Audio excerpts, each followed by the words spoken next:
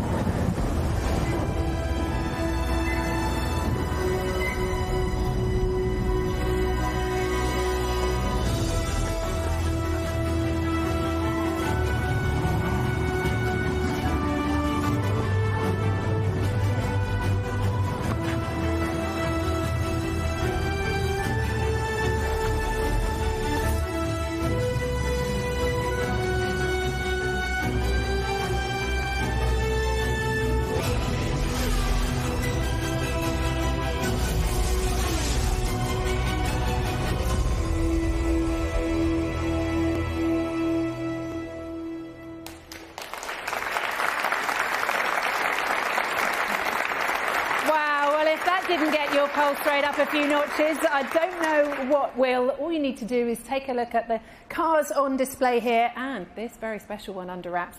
And that should tell you this isn't any ordinary production line. It all feels a little bit 007. I had to mention him eventually, didn't I? Right, let's get this underway. I'd like to introduce you to the main man around here, the executive chairman of Aston Martin Lagonda and Aston Martin Aramco Cognizant Formula One team. Please welcome to the stage, Lawrence Stroll.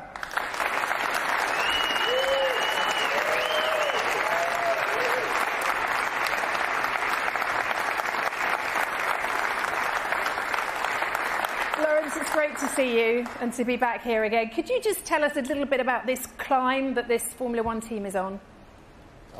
Thank you, Rachel, and great to see you. First, Aston Martin has always stood for excellent, and it's here at Gaydon that that excellence is created. You can see from the cars here what Aston Martin is all about. Ultra luxury, performance, innovation, and excellence are all what we strive for.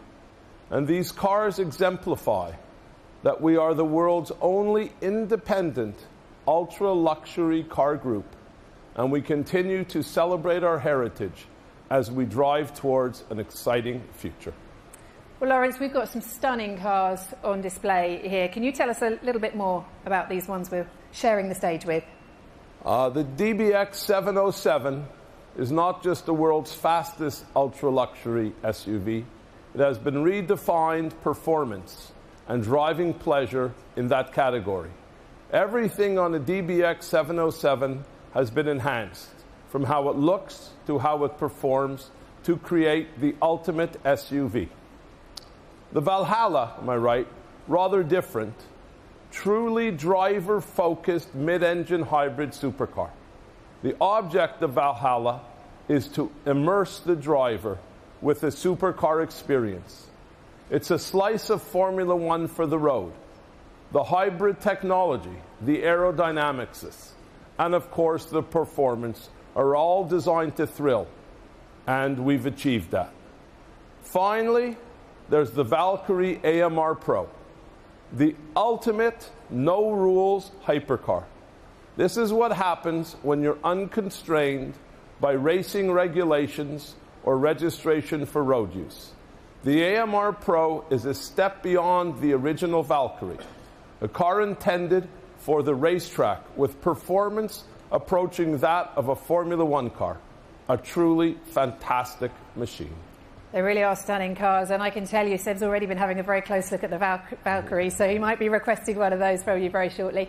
Today, though, of course, our focus is all on Formula One, and a car that's not built here, but actually built 30 miles away at Silverstone by your amazing team of people, the AMR22, and the team, Aston Martin, Aramco Cognizant Formula One team, putting that together. Can you tell us a little bit about what it meant to bring the name Aston Martin back into the sport of Formula One? Sure. Aston Martin re-entered Formula One in 2021 after an absence of more than 60 years. Last season was year one of a 5-year plan, and now we continue our journey to climb. More than a century ago, Aston Martin began its ascent to the summit of the automotive world, the Aston Clinton Hill Climb, which is about an hour's drive from here. And it was there where Lionel Martin launched Aston Martin into the heat of competition. That was the start of the climb that our Formula One team is still on today. We are continuing our journey to the summit of Formula One, the most competitive and the most prestigious racing series in the world. And we want to win. But we know that winning isn't easy. That's why we have a 5-year journey and a plan to keep climbing and to get to the top. To win in Formula One, everything has to be just in the right place, and a lot of moving parts have come together. The sport is constantly evolving, and unless you evolve with it, you'll be left behind. You need the right people in every part of the team, and you need the right partners to help make it all possible. We're going to do it as a team because it takes the power of a team to be successful in Formula One. Well, it's wonderful to have that Aston Martin name back in the sport, Lawrence, but it's also helped you bring in some great partners as well, hasn't it? Yes, it has. At Aston Martin, we have a wonderful and highly valued title partner in Cognizant. And I'm more than delighted to welcome Aramco to our team as another hugely important strategic partner of ours. I am also delighted to welcome all our other partners here today. In fact, and to share this moment with our fans as well, who have been with us from the start. We climb together. Our collaboration with Aramco will fundamentally underpin efforts made by our team and Formula One in moving towards the ambitious target of using 100% sustainable fuels by 2026. In time, it will also shape us to drive technology innovation while exploring other synergies for the benefit of the whole team, Aramco and the wider world. Additionally, Aramco will play a key role in the development and operational success of the new Aston Martin Formula One campus at Silverstone, which will be the world's most technically advanced motorsport headquarters when it's completed later this year, providing us with a state-of-the-art, first-in-class, built-for-purpose design, engineering, manufacturing, and testing venue to complement the developments of composite materials and 100% sustainable fuels. You mentioned that campus just some 30 miles away from here. Can you tell us a little bit more about it, how it's going? The new factory, also a serious statement of our intent, will be operating out of next year, bringing all of our Formula One related operations together on one campus, which will make our working lives a lot more efficient. It will be a wonderful place to work to, with first-class catering facilities, top-class catering and training facilities, breakout areas, and everything else a modern Formula One team needs to optimize human performance with the goal of designing and building winning cars. It will be the first all-new Formula One factory in the UK for 19 years. It's going to be a game changer for our team. Eventually, we'll have our own wind tunnel, which is going to be joining us as part of our vision to make Aston Martin Aramco Cognizant Formula One team the World Championship organization it deserves. That's for the near future. But for right now and for the present, the 2022 Formula One season is right around the corner. And I'm pleased that Aston Martin, part of this wonderful sport, I'm also as proud to be part of this team, with grateful and thankful more than all the other great women and men around the track, at the factories, who are helping us race around the world. We'll keep climbing, and we'll climb until we reach our sights and our summits. But for right now, the moment we have all been waiting for, the next and most serious AMR22 is just seconds away. Lawrence, thank you very much. If I could invite you to take your seat. And thank you.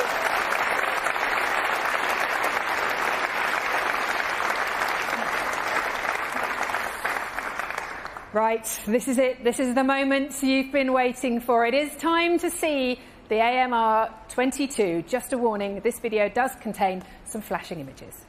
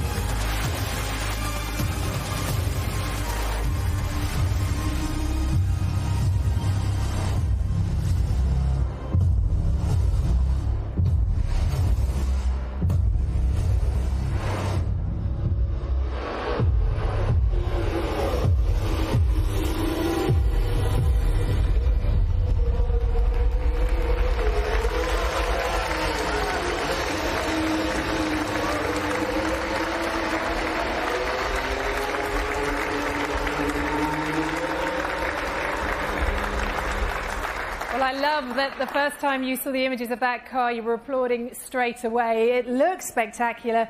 Seb and Lance, welcome to the stage. But what do you think? She looks good, right? Yeah, I mean, it's always a very exciting time of the year when you see the car for the first time, and you know, especially this year with these new regulations, the cars look so different. It's very exciting. Sebastian, you've been around Formula One for a long time. In fact, you're about to start your 16th season in the sport. How are you feeling about it, and what are the realistic targets that you've got for this year? Yeah, it doesn't feel like it's been such a long time. Thanks for the reminder, but I've got years on you though, so it's fine, don't worry about it. So, no, it's very exciting. As Lance said, to see the car first time built is exciting, but it's, yeah, now you think, well, it's ready, let's get into it. So it's more exciting to drive since, you know, this year there's so many novelties and so many things we are keen to find out and look forward to. I think, you know, it's been an incredible project, a lot of work that went in. And to see it from scratch and now coming together and now being built right in front of you, I can't wait to step inside and see how it feels. How have your winter preparations been? I know you fulfilled a bit of a dream the other week when you sat alongside Stig Blomqvist. How was that? Yeah, it was good fun. I mean, he's a real legend, and obviously I was going a lot more sideways than usual. So back to normal, I would say, when we jump into this. But yeah, overall the preparation has been good. It was good to get a couple of weeks off, but fresh now to go, and can't wait, as I said, to jump in the car to start testing. We shake the car down and then you know, get into winter testing, the two of us, and yeah, and then you know, in nearly, I think, a little bit over a month's time we'll be at the first race, so I'm very much looking forward. And Lance, I mean, you say you can't wait to get racing in this. It looks fantastic. Do you think these rule changes are an opportunity for Aston Martin to go from point scorer to podium race winner, I should say? You've been on the podium before, but to a race winner. Do you think that's there this year? Well, you know, I think it's a very exciting time for Formula One. I think it's an opportunity for all the teams with these new regulations. But I think, you know, for us, we have to remember it's about a long-term vision. It's about, you know, the future. And I think, you know, at this stage, it's also important to, you know, get out there and understand this car, learn about it. You know, it's going to be so different to what we've been used to in the last few years that there will be a lot of learning, but it's very exciting, that's for sure. And how was your winter? Plenty of skiing, I imagine? It was great, yeah. Had a nice time, but ready to get back behind the wheel. Well, Sebastian, Lawrence said earlier on, this is the start of a 5-year plan for this team. How are you using your experience to help the team and drive them forward? Well, ideally accelerate it a little bit. So, yeah, I think, you know, it's always a big effort. And since there's so many novelties this year, it's very difficult what to expect. So to point out where we will be, it's impossible at this stage. But surely, you know, if we are on the climb, so we want to be better than last year. Last year we had our difficulties, and I think, you know, for many reasons we should be better off this year. But there's so many, at the same time, so many new things with new tires, completely new cars, lots of new challenges. I hope the field will be closer together, and that will give us, you know, more chance to race and race more in the front than we did last year. But realistically, the answer at the moment is we don't know, and we have to be a little bit more patient, a couple more days. But yeah, certainly the excitement is very high, and you know, the potential as well. The team is gathering the momentum to you know, pick up during the season and improve the car throughout the season. I think our potential is just rising. So can't wait to get on track and see where we are and get going. Yeah, looking forward to it. And Lawrence, you were with the team in the previous iteration as Racing Point. How did you feel when the team became Aston Martin? What do you think it adds, bringing that name into the sport, back into the sport? It's been amazing. I mean, it's, you know, I think we've grown so much as a team since you know, I first started it in 2019 as Racing Point. I think Aston Martin has brought so much excitement to the brand, and you know, has really helped us, I think, grow and attract a lot of very talented people into our team, and that's what we're doing. You know, today we're growing as a team. It's, you know, first of all, the car looks amazing in green, which is which has been great. But I think it's very exciting to see so many talented people come on board and join this very exciting project. As we're in the process of growing, and I think that's what Aston Martin has done. It's brought in such a great brand to which was already a great team, and now that great team is growing more and more every day, and the future is very exciting. Great, thank you very much for the moment, gentlemen. If you'd like to take your seats again, and we will have a closer look at this fantastic car.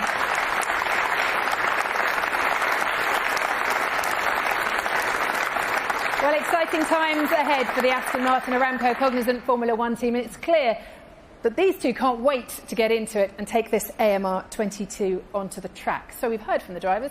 Let's find out a little bit more about the journey to building this gorgeous car.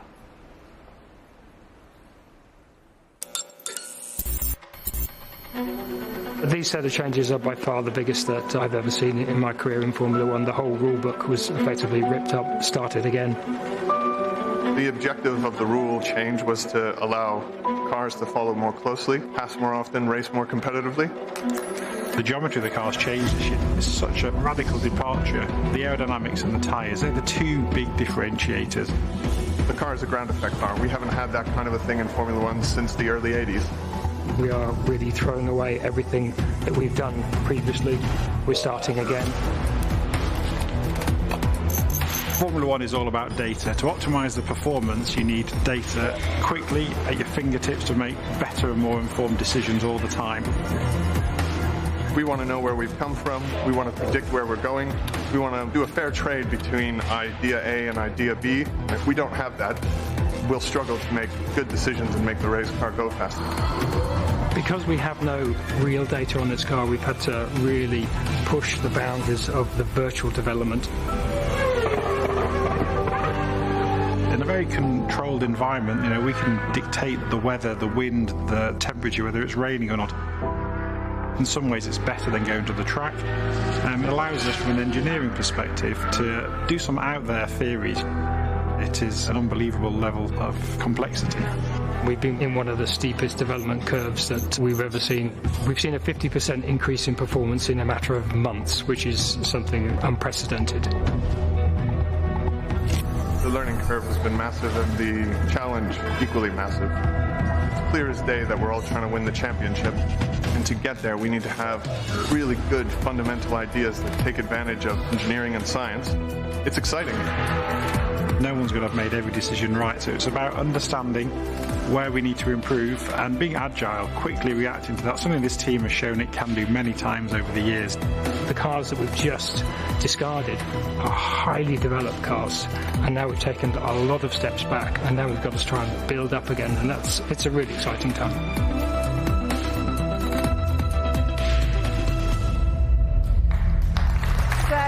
Take a look at the car in a little bit more detail then. You saw them on that video just now, but please give a very warm welcome to the stage to Andrew Green, Chief Technical Officer of the Aston Martin Aramco Cognizant Formula One team, and Tom McCulloch, the team's Performance Director.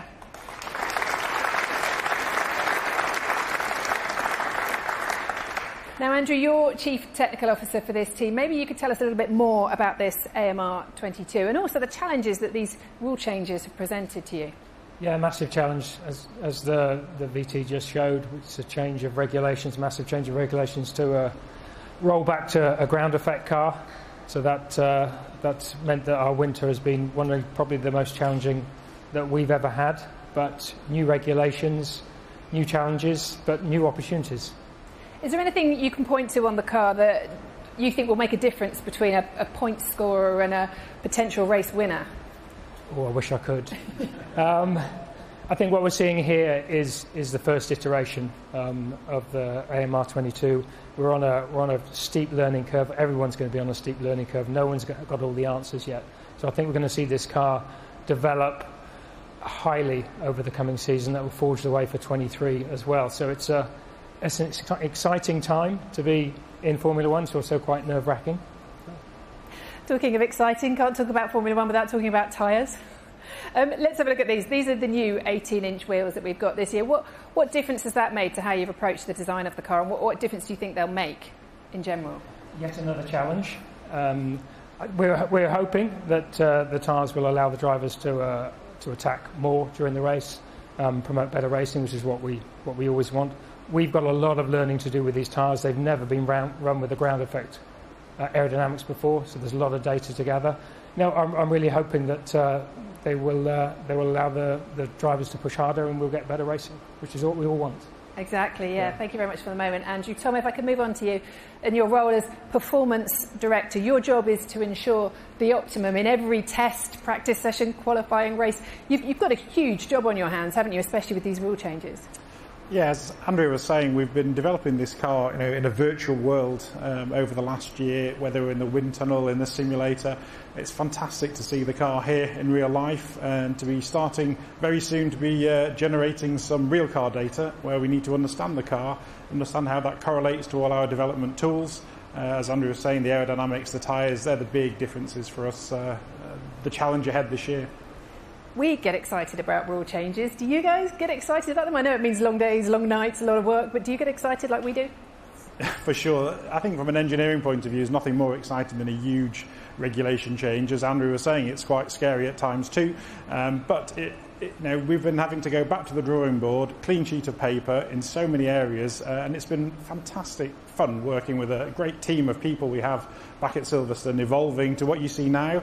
And as Andrew was saying, that's only going to develop quickly during the season. So, this launch car will change quickly, but it's great to be stood here in front of it now. Great. Thank you very much, gentlemen. Thanks for joining us and talking us through this car today. I sense from what you're saying there could be some as well. We're very much looking forward to it. Thank you. Right, now there are a couple of other people here that we should have a chat with as well. First, Aston Martin Aramco Cognizant Formula One team's driver ambassador, Jessica Hawkins. Give a warm welcome to Jess, please. Jess.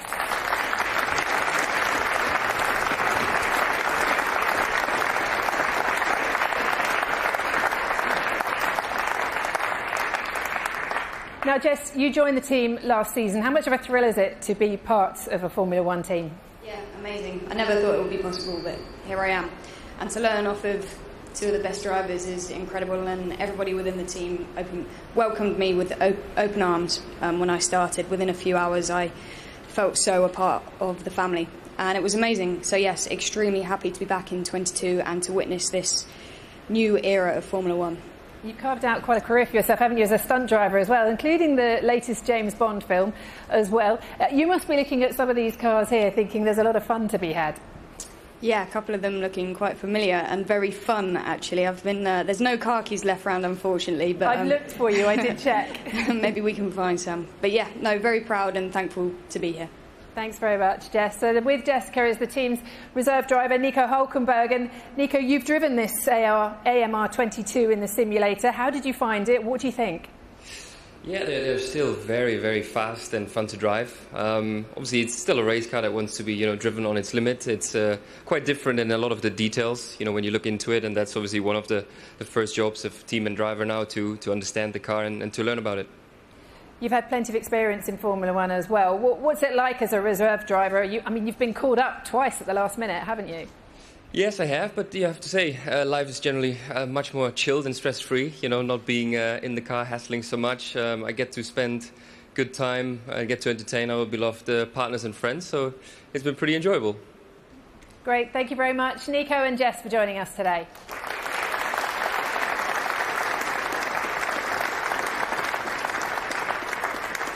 Well, no doubt we'll see them again throughout the season. If I could ask Seb and Lance to join us back on stage again, because we've got some questions from the audience. These are from some fans who were lucky enough to win tickets to attend today's event in person. So Sebastian and Lance, join me by the AMR22. I've seen you having a chat over there as well, very much discussing what you've got in front of us. Let's ask you this first question, though, because Gemma from London has a question for you, Seb. Now, she wants to know what you're going to call this AMR22. And I know in the past you've had various names for your cars. You've had Hungry Heidi, you've had Lena and Gina and Honey Rider last year. So what are you going to call this AMR22?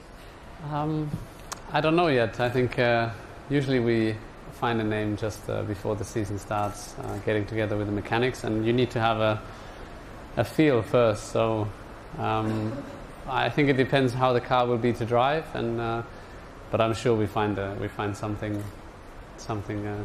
funny and fitting to its character. So don't know yet, but I don't know if there's any suggestions. They're more than welcome to find them. Definitely, yeah. If the fans want to send some in, we'll definitely take them. Louise from Preston has our next question. She wants to ask, how will the new 18-inch tyres change the driver's approach to the race and strategies, and how big an impact will this rule change have on racing? Lance, I'll start with you, that one. Yeah, I mean, first off, visibility, I think it's going to take some getting used to. Because it's not only the 18-inch tyre, but as you can see, we have this fairing on top of the tyre that's going to be very different visually from inside the cockpit. So I think that will be a new component to get used to, and we just have to wait and see how the tires behave. What the degradation is like on these tires, how they operate, how that impacts strategy, and in different ways. So there will be a lot of learning at the first test. Seb, your thoughts on the new 18-inch tyres? Yeah, I mean, we had a test during the last season, but obviously the car that we used was sort of in between last year and this year, so it's hard to know for sure. I think we need to see how the car responds first, and then obviously how we deal with the tyres. Obviously the idea for this year, the main objective has been also in terms of designing the car to be able to race closer to each other. And for the tyres, the same thing. We, struggled in the past whenever we got close that the tyres were starting to slide. The car was starting to slide, tyres were getting too hot. So they should be better and more resilient to that. Let's see and find out. But as said previously, I think it's only a matter of days now before we get our hand on the car, and then not even a little bit over a month before we start racing. I like the way both of you, your eyes light up when you think about driving cars again. It's great. We've got time for one more question. That's from Sunny in Birmingham, who wants to know, if you two weren't F1 drivers, what would you have done? What other dreams did you have as a youngster? I mean, I imagine I've seen pictures of you on a motorbike, Lance, and it's phenomenal. I could picture you as a motorbike rider or a racer even. But what did you have as a dream as a kid? Well, I've been doing this since I'm a kid, so it's hard to think of what else I would be doing if it wasn't this, but definitely be playing a lot of golf, and I don't know. How's your game? Do you doing some other things. Oh, let's not talk about my game. Anyways. Seb, what about you? Well, similar. I started off as a child, so this is what I've been dreaming of mostly. There was a phase I remember I was running through the house and screaming, I want to be Michael Jackson. So I think it stopped exactly there with the screaming, because there was zero talent when it comes to singing. So I think I'm quite lucky that at some point we discovered racing, and my father took me out on the track, so I didn't have to sing and could spare a lot of people the tough times. Don't stop singing on the radio, though. We love it when you're singing on the radio in the car. Listen, thank you very much, both of you.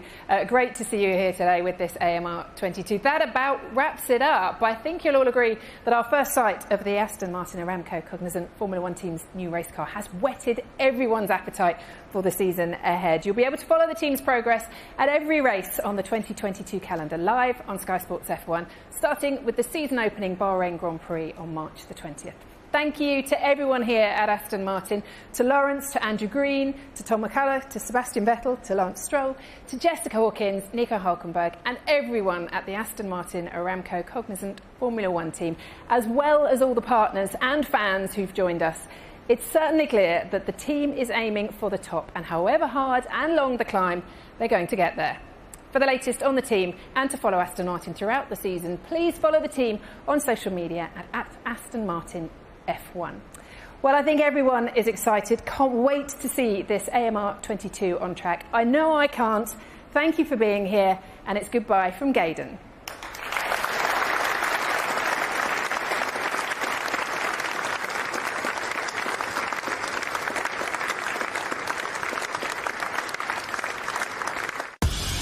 Sky Sports F1.